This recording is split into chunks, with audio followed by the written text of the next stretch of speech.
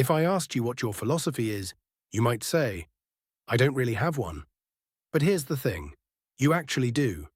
Every time you decide what's fair, who deserves help, or which politicians you trust, you're already using a philosophy, just without calling it that.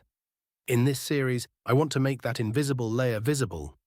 This first episode is about two big ideas that quietly shape almost everything in our lives: moral philosophy and political philosophy.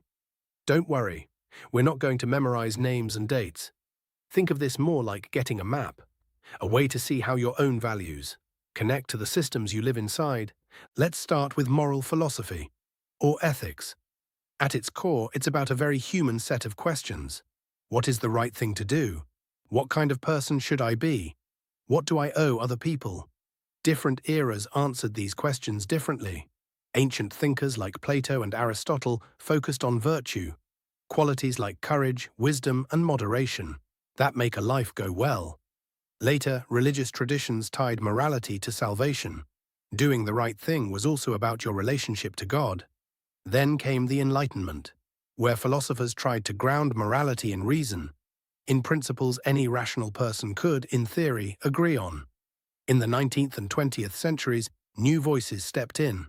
Utilitarians said, judge actions by their consequences, the greatest happiness for the greatest number. Existentialists like Sartre pushed almost the other way. In an indifferent universe, you are responsible for creating meaning and values through your choices. Today, ethics has moved into new territories.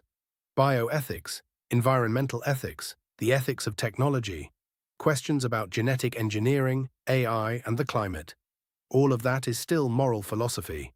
It's just wearing modern clothes. Now, moral philosophy has a twin: political philosophy. If ethics asks, what is the right thing to do? Political philosophy asks, how should we live together? It looks at questions like, what makes a government legitimate? Who should hold power, and how should they be limited? What rights should individuals have? How should resources and opportunities be distributed? From Plato's idea of philosopher kings, to Locke's insistence on natural rights and consent, to social contract theories from Hobbes and Rousseau, these debates built the foundations of modern democracy. Even today, when we argue about taxes, welfare programs, borders, or free speech, we're drawing, often unknowingly, on these old arguments.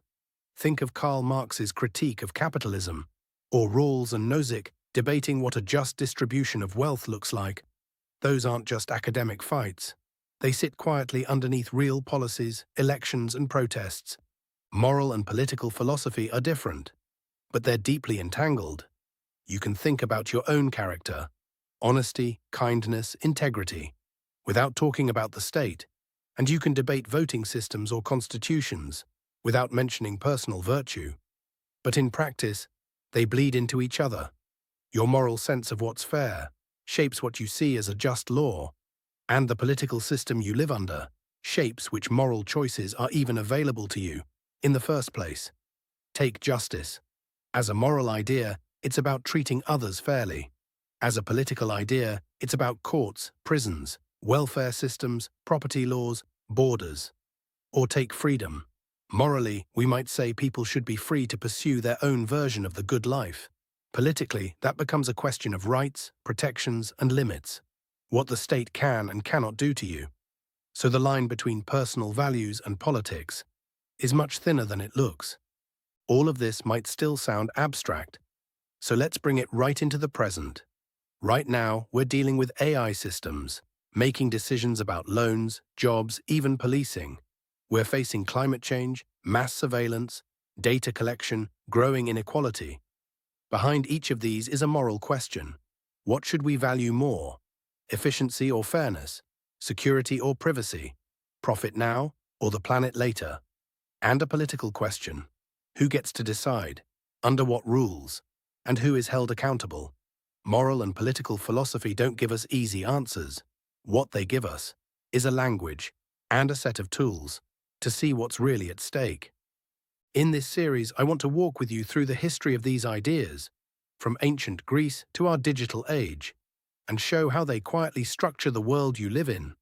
By the end, my hope is simple.